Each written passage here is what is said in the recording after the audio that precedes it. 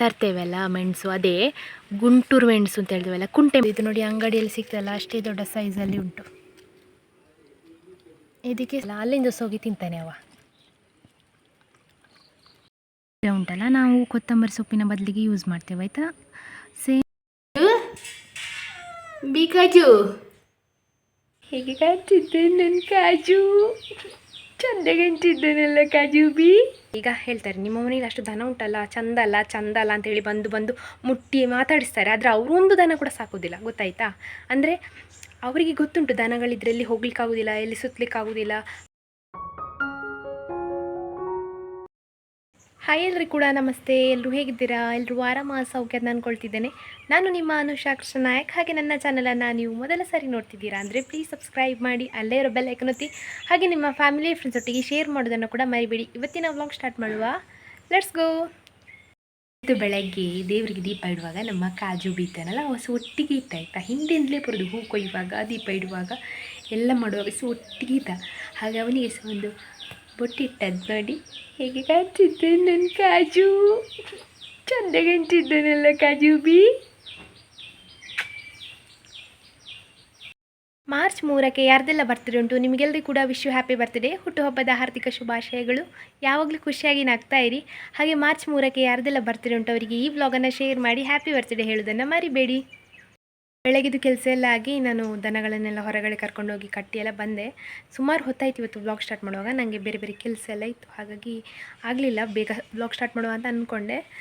ಈಗ ಇಷ್ಟೊತ್ತಾದಮೇಲೆ ಆಯಿತು, ಇನ್ನೂ ಕೂಡ ಕೆಲಸಗಳು ಉಂಟು. ಹಾಗೆ ದನಗಳನ್ನು ತುಂಬ ದೂರ ಕರ್ಕೊಂಡು ಹೋಗಲಿಲ್ಲ, ಯಾಕಂದರೆ ನನಗೆ ಅವರು ಬರುವುದಿಲ್ಲ ಅಂತ. ನನಗೆ ಕೆಲವರೆಲ್ಲ ಹೇಳ್ತೀರಿ ನೀವು ಮುಂಚೆ ಆಯ್ತಾ ದನಗಳನ್ನೇ ಯಾಕೆ ಕೊಟ್ರಿ ಅಂತ. ಯಾಕಂದರೆ ನಿಜವಾಗಿ ಸಹ ನಂಗೆ ಕೊಡಲಿಕ್ಕೆ ಇಷ್ಟ ಇಲ್ಲ. ನನಗೆ ದನಗಳಿಗೆ ಪ್ರಾಯ ಆಗೋದು ಬೇಡ, ಅವರು ಯಂಗಿರಬೇಕು, ಚಿಕ್ಕ ಕರು ಉಂಟಲ್ಲ ಹಾಗೆ ಇರಬೇಕು ಅಂತ ಆಸೆ, ನೋಡ್ಕೊಳ್ಬೇಕು ಅಂತ ಸಹ ಆಸೆ, ಅವ್ರು ನಮ್ಮೊಟ್ಟಿಗೆ ಇರಬೇಕು ಅಂತ. ಏನು ಗೊತ್ತುಂಟ, ದನಗಳು ಪ್ರೆಗ್ನೆಂಟ್ ಆಗಲಿಲ್ಲ ಅಂತ ಹೇಳಿದರೆ ಅವರು ತುಂಬ ವೀಕ್ ಆಗ್ತಾರೆ. ವೀಕಾಗಿ ಮತ್ತು ಅವರಿಗೆ ಹುಷಾರಿಲ್ಲದೆಲ್ಲ ಆಗಲಿಕ್ಕೆ ಶುರುವಾಗ್ತದೆ. ಅದಕ್ಕೆ ಪ್ರೆಗ್ನೆಂಟ್ ಆಗಲಿ ಅಂತ ಹೇಳಿ ಇಂಜೆಕ್ಷನ್, ಕೃತಕ ಧಾರಣೆ ಮಾಡ್ತಾರಲ್ಲ ಹಾಗೆ ಮಾಡೋದು. ಕರು ಹಾಕಿದ ಮೇಲೆ ಒಂದು ಗಂಡು ಕರು ಅಂತಾದರೆ ಸಾಕಿದರೆ 2 ವರ್ಷ ಸಾಕ್ಬೋದು. ಅದು ಮತ್ತು ನೀವು ನನ್ನ ವ್ಲಾಗಲ್ಲಿ ನೋಡಿರ್ಬೋದು, ಮುಂಚೆ ವ್ಲಾಗಲ್ಲಿ ಒಬ್ಬ ಇದ್ದ ಮುನ್ನ ಅಂತ ಹೇಳಿ, ಅವನು ಲಾಸ್ಟಿಗೆ ನನ್ನನ್ನು ಹೀಗೆ ಗೋಡೆಗೆ ಹೊಂದಿಸಿ ನಿಲ್ಲಿಸಿದ್ದಾನೆ, ಅಂದರೆ ಕೊಂಬಲ್ಲಿ. ಆ ದಿವಸ ಲಾಸ್ಟ್ ಡೇ ಅಂತ ಅಂದ್ಕೊಂಡಿದ್ದೆ, ಹೇಗೋ ಪುಣ್ಯಕ್ಕೆ ಬಚಾವದೆ. ಅಂದರೆ ಅವರಿಗೆ ಗರ್ವ ಬಂದರೆ ಅವ್ರನ್ನ ಕಂಟ್ರೋಲ್ ಮಾಡಲಿಕ್ಕೆ ಆಗೋದಿಲ್ಲ. ಹಾಗಾಗಿ ಗಂಡು ಕರು ಆಗೋದು ಬೇಡ ಅಂತ ಹೇಳಿಯೇ ಯೋಚನೆ ಮಾಡೋದು, ಕೊಡಬೇಕಲ್ಲ ಅಂಥೇಳಿ. ಹೆಣ್ಣು ಕರು ಆದರೆ ಒಂದು ಪ್ಲಸ್ ಏನಂದರೆ ಸಾಕಲಿಕ್ಕೆ ಕೊಂಡು ಹೋಗ್ತಾರೆ ಅಂತ ಹೇಳಿ. ಅಂದರೆ ಈಗ ನಾವು ಸಾಕುವವರಿಗೆ ಕೊಡಲಿಕ್ಕೆ ಸಾಧ್ಯ. ಅಂದರೆ ಹೆಣ್ಣು ಕರು ಆದರೆ ಗಬ್ಬಾಯಿತು ಅದನ್ನು ಕೊಡುವಾಗ ಸಾಕ್ಬೋದು ಅಂತ ಹೇಳಿ ಕೊಡಲಿಕ್ಕಾಗ್ತದೆ. ಅಂದರೆ ಬೇರೆಯವರೆಲ್ಲ ಈಗ ಸಕಲೇಶ್ಪುರ ಮತ್ತು ಈಗ ಊರಿನವರಿಗೆಲ್ಲ ಸಹ ಕೊಡಲಿಕ್ಕೆ ಆಗ್ತದೆ ಸಾಕಲಿಕ್ಕೆ. ಹಾಗೆ ದನಗಳು ಜಾಸ್ತಿ ಆಗ್ತಾ ಹೋದರೆ ನಮಗಿಲ್ಲಿ ನೋಡ್ಕೊಳ್ಳಿಕ್ಕಾಗೋದಿಲ್ಲ ಆಯಿತಾ. ನಾನು ಒಬ್ಬಳು ಮ್ಯಾನೇಜ್ ಮಾಡೋದು ಇಡೀ ಮನೆ. ಅಪ್ಪನಿಗೆ ಈಗ ಮೇಜರ್ ಹೆಲ್ತ್ ಇಶ್ಯೂಸ್ ಆಗ್ತಾ ಉಂಟು, ಹಾಗಾಗಿ ಅವರಿಂದ ಆಗೋದಿಲ್ಲ ಅಂತ ವರ್ಕ್ ಮಾಡಲಿಕ್ಕೆ ಕೂಡ. ಅವರು ರೆಸ್ಟ್ ಮಾಡೋದ್ರಲ್ಲೇ ಇದ್ದಾರೆ ಈಗ. ಮೊನ್ನೆ ಇತ್ತೀಚೆಗೆ 1 ತಿಂಗಳಿಂದ ಅವರಿಗೆ ಹುಷಾರಿಲ್ಲ. ಸರಿ ಅಂದರೆ ಮುಂಚೆ ಸಹ ಇತ್ತು, ಹುಷಾರಿಲ್ಲದೆ ಇತ್ತು, ಆದರೆ ಅವರು ವರ್ಕ್ ಮಾಡ್ತಿದ್ರು, ಚೂರು ವರ್ಕ್ ಮಾಡ್ತಿದ್ರು. ಬಟ್ ಇವಾಗ ಒಂಚೂರು ಸಹ ಆಗೋದಿಲ್ಲ. ಹಾಗಾಗಿ ನಾನು ಒಬ್ಬಳೇ ಮೇಂಟೈನ್ ಮಾಡಬೇಕು. ನನಗೆ ಒಬ್ಬಳಿಗೆ ಆಗೋದಿಲ್ಲ, ನನ್ನ ಸ್ಟ್ಯಾಮಿನಾ ಸಾಕಾಗೋದಿಲ್ಲ. ನಿಮಗೆ ಹೇಗೆ ಹೇಳಲಿ ಅಂತ ನಂಗೆ ಗೊತ್ತಾಗೋದಿಲ್ಲ. ಅಂದರೆ ದನಗಳು ಅಂತ ಹೇಳಿದರೆ 24x7 ವರ್ಕೇ ಆಯಿತಾ ಅದರದ್ದು. ನಮಗೆ ಒಂದು ಸಂಜೆ ಮೇಲೆ ಫ್ರೀ ಸಿಗ್ತದೆ. ಹಾಗಾಗಿ ದನಗಳು ಇರುವಾಗ ವರ್ಕ್ ತುಂಬ ಇರ್ತದೆ. ನಾವು ಸಾಧ್ಯ ಆದಷ್ಟು 1-2 ದನಗಳನ್ನು ಸಾಕಬೇಕು ಹೊರತು 5-6 ಸಾಕಲಿಕ್ಕಾಗೋದಿಲ್ಲ. ಮುಂಚೆ 6 ದನಗಳು ಸಹ ಇತ್ತು ನಮ್ಮ ಮನೇಲಿ ನನ್ನ ಸ್ಟಾರ್ಟಿಂಗ್ ವ್ಲಾಗಲ್ಲಿ. ಆಗ ಒಂದು ಸ್ವಲ್ಪ ಗಟ್ಟಿ ಇದ್ದೆ, ನಾನು ಹೆಲ್ದಿ ಕೂಡ ಇದ್ದೆ. ಇವಾಗ ಅಷ್ಟು ನನಗೆ ಸ್ಟ್ಯಾಮಿನಾ ಸಾಕಾಗೋದಿಲ್ಲ. ಇಬ್ಬರನ್ನು ಕರ್ಕೊಂಡು ಹೋಗ್ಲಿಕ್ಕೇ ಸುಸ್ತಾಗಿ ಹೋಗ್ತದೆ. ಅವುಗಳಿಗೆ ಖುಷಿಯಲ್ಲಿ ನಲಿಯೋದು ಆಯಿತಾ. ನಮಗೆ ಅವರನ್ನು ಕಂಟ್ರೋಲ್ ಮಾಡಲಿಕ್ಕೆ ಆಗೋದಿಲ್ಲಲ್ಲ. ಅವ್ರು ಹೇಗೆ ಅಂದ್ಕೊಳ್ತಾರೆ ಅಂದರೆ ನಾವು ಖುಷಿಯಲ್ಲಿ ಓಡಾಡುವ ಅಂತ. ಅವರ ಓಡೋದಕ್ಕೆ ನಮಗೆ ಓಡಲಿಕ್ಕೆ ಆಗೋದಿಲ್ಲಲ್ಲ. ಹಾಗೆ ಜಾಸ್ತಿ ರಿಸ್ಕ್ ಬೇಡ ಹೆಲ್ತ್ ಬಗ್ಗೆ. ನಮಗೆ ಒಂದು ವೇಳೆ ಹೆಲ್ತ್ ಇಶ್ಯೂಸ್ ಆದರೆ ಅವರಿಗೆ ಗೊತ್ತಾಗೋದಿಲ್ಲ. ಅವರಿಗೆ ನಾವು ಹೆಲ್ತ್ ಇಶ್ಯೂಸಲ್ಲಿ ಮಲಗಿದ್ರು ಕೂಡ ಅವರಿಗೆ ಫುಡ್ ಬೇಕೇ ಬೇಕು ಆಯಿತಾ. ನೀವು ಬೇಕಿದ್ದರೆ ನಾಯಿಗಳಿಗೂ ಬೆಕ್ಕುಗಳಿಗೂ ಒಂದು ಹೊತ್ತು ಸ್ಕಿಪ್ ಮಾಡಿದರೂ ತೊಂದರೆ ಇಲ್ಲ, ದನಗಳಿಗೆ ಹಾಕಲೇಬೇಕು. ಹಾಗಾಗಿ ಅದೊಂದು ಸ್ವಲ್ಪ ಕಷ್ಟ. ಹಾಗಾಗಿ ಈಗ ಇಬ್ಬರಿದ್ದಾರೆ, ಈಗ ಇಬ್ಬರು ಕೂಡ ಪ್ರೆಗ್ನೆಂಟ್ 3 ತಿಂಗಳು. ಇನ್ನು ಅವರು ಇಬ್ಬರು ಕರು ಆಗ್ತಾರೆ ಇನ್ನು 6 ತಿಂಗಳು ಕಳೆದಾಗ. ಆಗ ಇನ್ನೂ ಸಹ ನಂಗೆ ಕಷ್ಟ ಆಗಲಿಕ್ಕೆ ಉಂಟು. ಹಾಗೆ ಅಂದರೆ ಕಷ್ಟ ಅಂತ ಹೇಳಿದರೆ ಸಪೋರ್ಟಿವ್ ಆಗಿ ಈಗ ಇವರು ಬೇರೆ ಕಡೆ ಜಾಬ್ ಹೋಗ್ತಿದ್ದಾರೆ. ಅವರು ಜಾಬ್ ಹೋಗಲೇಬೇಕು. ಈಗ ಸದ್ಯಕ್ಕೆ ಬಿಡಲಿಕ್ಕೆ ಅಂತೆಲ್ಲ ಆಗೋದಿಲ್ಲ.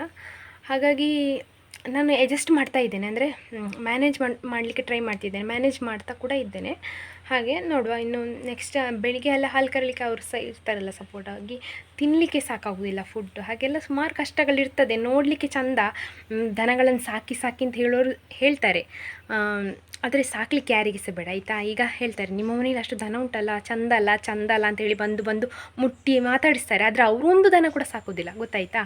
ಅಂದರೆ ಅವರಿಗೆ ಗೊತ್ತುಂಟು ದನಗಳಿದ್ರಲ್ಲಿ ಹೋಗ್ಲಿಕ್ಕಾಗೋದಿಲ್ಲ, ಎಲ್ಲಿ ಸುತ್ತಲಿಕ್ಕಾಗೋದಿಲ್ಲ, ಹಾಲು ಕರಿಬೇಕು, ಡೈಲಿ ಫುಡ್ ಬೇಕು ಅಂತ ಅವ್ರಿಗೆ ಗೊತ್ತುಂಟು. ಆದರೂ ಕೂಡ ಅವರಿಗೆ ಏನು ಹೇಳ್ತಾರೆ ಗೊತ್ತು, ನಿಮಗೆ ಚಂದ ಅಲ್ಲ, ದನ ಉಂಟಲ್ಲ ಅಂತ ಹೇಳ್ತಾರೆ. ಹೌದು, ನಾವು ನೋಡಿಕೊಳ್ಳುವವರು, ಶಕ್ತಿ ಇರುವವರು, ಆರೋಗ್ಯದಲ್ಲಿ ಇರುವವರಿಗೆ ಆದರೂ ಸುಲಭ ಆಯಿತಾ. ಅಂದರೆ ನನಗೆ ತುಂಬ ಕಷ್ಟ ಆಗ್ತದೆ, ನನಗೆ ಇಷ್ಟ ಇಲ್ಲ ಹಾಗಲ್ಲ. ನೀವು ಸುಮಾರು ಜನ ಹೇಳ್ತೀರಿ ನನಗೆ ಕಮೆಂಟಲ್ಲಿ, ನೀವು ಯಾಕೆ ಕೊಟ್ರಿ ಅಂತ. ಮುಂಚೆ ನನಗೆ ಎಷ್ಟು ನೆಗೆಟಿವ್ ಬರ್ತಿತ್ತು ಅಂತ ಹೇಳಿದರೆ ನನಗೆ ಬೇಜಾರು ಅನ್ನಿಸ್ತಿತ್ತು, ನನ್ನ ಕಷ್ಟ ಇವ್ರಿಗೆ ಗೊತ್ತಾಗೋದಿಲ್ವಾ ಅಂತ ಅನಿಸ್ತಾ ಇತ್ತು. ಬಟ್ ಇವಾಗ ನಾನು ಅದನ್ನೆಲ್ಲ ತಗೊಳ್ಳೋದಿಲ್ಲ ತಲೆಗೆ, ಆದರೆ ಅದನ್ನು ಎಕ್ಸ್ಪ್ಲೈನ್ ಮಾಡಿದ್ದು ನಿಮಗೆ. ಅಂದರೆ ನನಗೆ ಈಗ ನೀವು ಹೇಳ್ಬೋದು, ನಿಂಗೆ ಕಷ್ಟ ಆದರೆ ಕೊಟ್ಟುಬಿಟ್ಟು ಅಂತ ಹೇಳೋರು ಸಹ ಇರ್ತಾರೆ, ಹಾಗೆಲ್ಲ ಹೇಳಿದ್ದು. ಅಂದರೆ ಸಾಕಲಿಕ್ಕಷ್ಟೇ ಕಷ್ಟ ಉಂಟು, ನಾವು ಆರೋಗ್ಯದಲ್ಲಿ ಇದ್ದರೆ ಅಷ್ಟೇ ಆಯಿತಾ ಎಲ್ಲ ಕೂಡ. ಹಾಗೆ ನಿಮಗೆ ಹೇಳುವ ಅಂತ ಅನಿಸಿತು. ಬಿಕಾಜು ಇವನು ಇಲ್ಲಿ ಮೇಲೆ ಮಲಗಿದ್ದಾನೆ, ಅದು ಸಹ ನಂದು ಫ್ರೇಮ್ ಉಂಟಲ್ಲ ಅದನ್ನು ಅಡ್ಡ ಹಾಕಿ ಅದರ ಮೇಲೆ ಮಲಗಿದ್ದ. ಈಗ ನಿದ್ದೆ ಬಿಟ್ಟಿತ್ತು ಇವನಿಗೆ, ಕಾಜು ಹೇಗೆ ಹತ್ತದು ಗೊತ್ತುಂಟ, ಇಲ್ಲಿಂದ ಇಲ್ಲಿಗೆ ಹಾರಿತು, ಇಲ್ಲಿಂದ ಹಾರಿ ಅದರ ಮೇಲೆ ಹೋಗಿದ್ದು, ಅಲ್ಲಿ ಹೋಗಿ ಮಲಗೋದು. ಇವನಿಗೆ ಪ್ಲೇಸ್ ಸಹ ಇಲ್ಲ ನೋಡಿ ಅಂತ ಕೂತ್ಕೊಳ್ಳಿಕ್ಕೆ. ಮನೇಲಿ ಇಷ್ಟು ಜಾಗ ಉಂಟು, ಅಷ್ಟು ಹೈಟಲ್ಲಿ ಹೋಗಿ ಕೂತ್ಕೊಳ್ಬೇಕು. ಗಾಜು ಗುರು ಮಾಡ್ತೀವಿ ಗಾಜು. ನಾವು ಅಲಸಂಡೆದು ಬಳ್ಳಿ ಮಾಡ್ತೇವಲ್ಲ, ಅಲಸಂಡೆದು ಬಳ್ಳಿ ಹೀಗೆ ನೇಲ್ತಾ ಇರ್ತದೆ.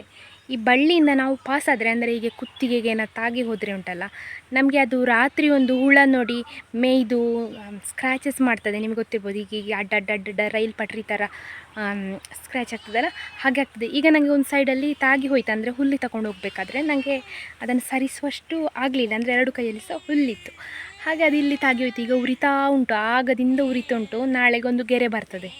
ಅಂದರೆ ನೋಡಿ, ನ್ಯಾಚುರಲ್ಲಾಗಿ ಎಂತೆಲ್ಲ ದೇವರು ಮಾಡಿದಾರಲ್ಲ ವೆಪನ್ಸ್ ಥರ. ಈ ಬಳ್ಳಿಯನ್ನು ಹಿಡಿದು ಹೀಗೆ ಎಳೆದ್ರೆ ಸಾಕು, ಫುಲ್ ಸ್ಕ್ರ್ಯಾಚ್ ಆಗ್ತದೆ. ನಿಮಗೆ ಯಾರಿಗಾದರೂ ಎಕ್ಸ್ಪೀರಿಯೆನ್ಸ್ ಆಗಿದ್ದರೆ ಹೇಳಿ ನನಗೆ ಕಮೆಂಟಲ್ಲಿ. ನನಗೆ ವರ್ಷವೂ ಕೂಡ ಆಗ್ತದೆ, ಆದರೂ ನನಗೆ ವರ್ಷವೂ ಅದರಿಂದ ಜಾಗ್ರತೆ ಮಾಡ್ಕೊಳ್ಳಿಕ್ಕೆ ಬರೋದಿಲ್ಲ. ಇವಾಗ ಒಬ್ಬ ಇದ್ದ ಮಾತ್ರ ಕಂಪೆನಿಗೆ ಹೆಲ್ಪ್ ಏನಿಲ್ಲ, ಈಗ ಕರೆದು ನನಗೆ ಮೋಟಿವೇಶನ್ ಕೊಡೋದವ, ಸ್ವಲ್ಪ ಹಿರಿ ಇನ್ನು ಸ್ವಲ್ಪ ಹೊತ್ತಲ್ಲಿ ಆಗ್ತದೆ ಅಂತ. ಹಾಗೆ ನಂದಿ ನಿನ್ನ ಮಲಗಿಲ್ಲಿ ನೋಡುವ, ಮಲಗು ಸುಮ್ಮನೆ, ತಂಪಾಗ್ತದಲ್ಲ ಇಲ್ಲಿ. ನನಗೆ ಹಾಗೆ ಹುಲ್ಲಿರಲಿಕ್ಕೆ ಸುಲಭ ಆಯಿತು.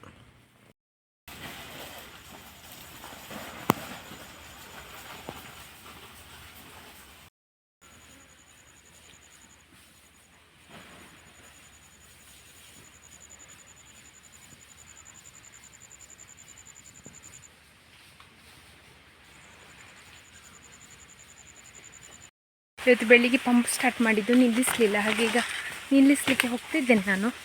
ಎಲ್ಲ ಕಡೆ ಸ್ಪ್ರಿಂಕ್ಲರ್ ಹಾರ್ತಾ ಉಂಟು, ಹಾಗೆ ಒಂದು ಶಾರ್ಟ್ಕಟ್ಟಲ್ಲಿ ನೀರು ಮೈಗೆ ಹಾರದಾಗೆ ನನ್ನ ಸೈಡಿಂದ ಬಂದೆ.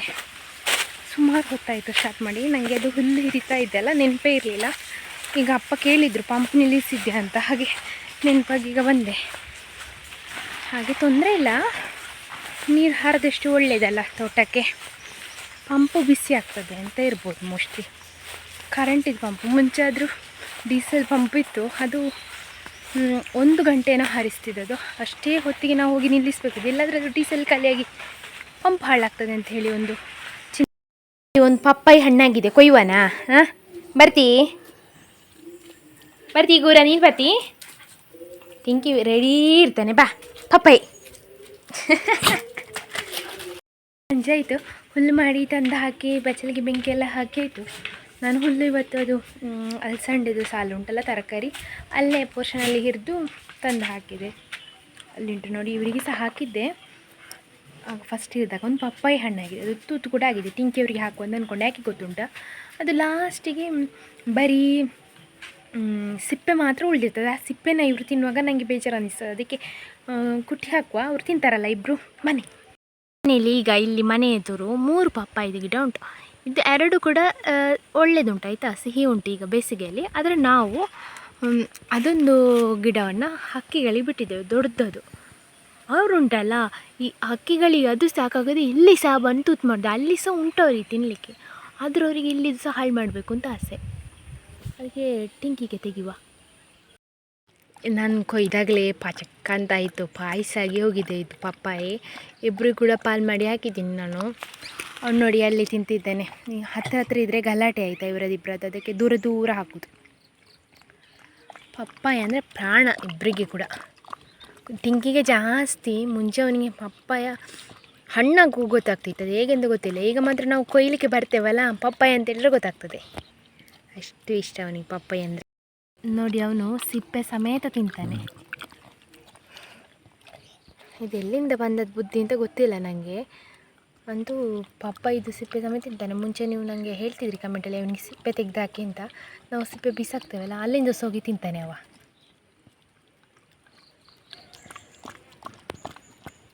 ಒಂದು ಚಪಾದಲ್ಲಿ ಮುಂಚೆ ಹೀರೆಕಾಯಿ ಆಗ್ತಿತ್ತು, ನಿಮಗೆ ನೆನಪಿರ್ಬೋದು. ಅದರ ನೆಕ್ಸ್ಟ್ ಕುಂಬಳಕಾಯಿ ಆಯಿತು, ಮೊನ್ನೆ ತೆಗೆದು ಸೇಲ್ ಮಾಡಿದ್ವಿ. ಈಗ ನೆಕ್ಸ್ಟ್ ಇದೊಂದು ತರಕಾರಿ ಆಗ್ತಾ ಉಂಟು ನೋಡಿ, ಹಾಗಲಕಾಯಿ ಆಗ್ತಾ ಉಂಟು.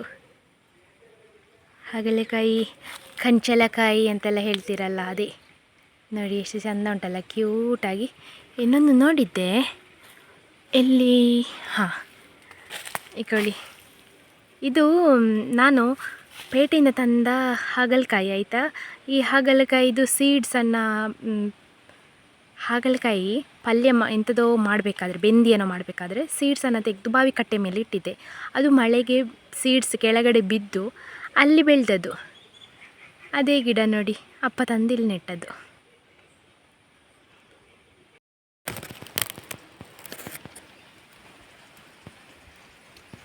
ಮುಂಚೆ ಚಿಕ್ಕ ಚಿಕ್ಕ ಗಿಡ ನೆಟ್ಟಿದ್ದೆ, ಅದರಲ್ಲಿ ಮೆಣಸು ಗಿಡ ಆಗಿದೆ.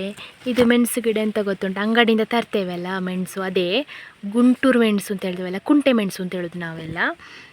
ಅದರದ್ದು ಬೀಜ ಒಂದೊಂದು ಪಾಟಲ್ಲಿ ಹಾಕಿ ಅದು ಗಿಡ ಆಗಿ, ಆ ಚಿಕ್ಕ ಚಿಕ್ಕ ಗಿಡವನ್ನು ತಂದು ನಾನು ಇಲ್ಲಿ ನೆಟ್ಟದ್ದು. ಹಾಗೆ ಇಲ್ಲಿ ಆಗಿದೆ ಈಗ ಒಂದು ಗಿಡದಲ್ಲಿ ಆಗಿದೆ, ಇನ್ನು ಆಗಬೇಕಷ್ಟೇ ಬೇರೆ ಗಿಡದಲ್ಲಿ. ಹಾಗೆ ನೆಡಿಯಂತೆ ಹೂ ಹೋಗ್ತಾ ಉಂಟು ಇದರಲ್ಲೆಲ್ಲ. ಒಂದು ಟೊಮೆಟೊ ಗಿಡ ಕಾಣ್ತದ, ಇದು ನೋಡಿ ಅಪ್ಪ ಇದಕ್ಕೆ ಗುಂಟ ಎಲ್ಲ ಕೊಟ್ಟು ಬಿದ್ದದನ್ನು ಸರಿ ಮಾಡಿ ಕಟ್ಟಿದ್ದು. ಅದು ಕಟ್ಟಿದ ಮೇಲೇ ಸತ್ತೋಯ್ತಾಯ್ತಾ. ಈಗ ಇನ್ನೊಂದು ಗಿಡ ತೋರಿಸ್ತಾನೆ. ಇಕೊಳ್ಳಿ, ಇಲ್ಲಿ ಒಂದು ಗಿಡ ನೋಡಿ, ಇದು ನೆಲದಲ್ಲಿ ಬಿದ್ದಿದೆ, ಆದರೆ ಇಲ್ಲಿ ಟೊಮೆಟೊ ತುಂಬ ಒಳ್ಳೆಯದಾಗಿದೆ ನೋಡಿ ಅಂತೆ. ನಾವಿದನ್ನು ಕಟ್ಟಲಿಕ್ಕೆ ಎಂತ ಸಹ ಹೋಗಲಿಲ್ಲ, ಕಟ್ಟಿದರೆ ಸಾಯ್ತದೆ ಅಂತ ಹೇಳಿ. ಅಂದರೆ ಅದು ಬಾಡಿದಾಗೆ ಆಗಿ ಏನೋ ಒಂದು ರೋಗ ಬಂದಾಗೆ ಆಗಿ ಸತ್ತು ಹೋಗ್ತದೆ ಗಿಡ. ಅದಕ್ಕೋಸ್ಕರ ಈ ಸಲ ಬಿದ್ದದ್ದು ಹಾಗೇ ಬಿದ್ದಿರಲಿ ಅಂತ ಹೇಳಿ ಬಿಟ್ಟಿದ್ದೇವೆ. ಹಾಗೆ ಟೊಮೆಟೊ ನೋಡಿ ಸುಮಾರಾಗಿದೆ. ಕೊಳ್ಳಿ ಇಲ್ಲಿ ಸಹ ಉಂಟು ಟೊಮೆಟೊ, ಇಲ್ಲಿ ಕೂಡ ಉಂಟು. ಮೋಸ್ಟ್ಲಿ ಇದು ಸ್ವಲ್ಪ ದಿವಸದಲ್ಲಿ ಹಣ್ಣಾಗ್ಬೋದು. ಇದು ನೋಡಿ ಅಂಗಡಿಯಲ್ಲಿ ಸಿಗ್ತಲ್ಲ, ಅಷ್ಟೇ ದೊಡ್ಡ ಸೈಜಲ್ಲಿ ಉಂಟು. ಇದಕ್ಕೆ ಸಹ ಬೇರೆ ಎಂತ ಹಾಕಲಿಲ್ಲ, ಸಗಣಿ ನೀರು ಮಾತ್ರ, ಬೇರೆ ಮದ್ದು ಕೂಡ ಎಂತ ಸ್ಪ್ರೇ ಮಾಡಲಿಲ್ಲ. ಹಣ್ಣಾದಾಗ ನೋಡುವ ನಿಮಗೆ ಗೊತ್ತಾಗ್ತದಲ್ಲ. ಈಗ ಸ್ವಲ್ಪ ಟೈಮ್ ಉಂಟು ನನಗೆ ಹೂವಿನ ಗಿಡ ಕಟ್ ಮಾಡುವ ಅಂತಂದರೆ, ಹೂ ಹೋಗಿ ಅದರದ್ದು ಎಸಳೆ ಎಲ್ಲ ಬಿದ್ದು ಹೋಗಿ ಆದಮೇಲೆ ಹೂವಿದು ದಂಡು ಮಾತ್ರ ಉಳಿದಿರ್ತಲ್ಲ, ಅದನ್ನು ಕಟ್ ಮಾಡಬೇಕು. ಮತ್ತು ಚಿಗುರು ಬರುವಲ್ಲೆಲ್ಲ ಕಟ್ ಮಾಡಬೇಕು. ಹಾಗೆ ಮೊನ್ನೆಯಿಂದ ಯೋಚನೆ ಮಾಡ್ತಿದ್ದೆ ಯಾವಾಗ ಮಾಡೋದು ಅಂತ.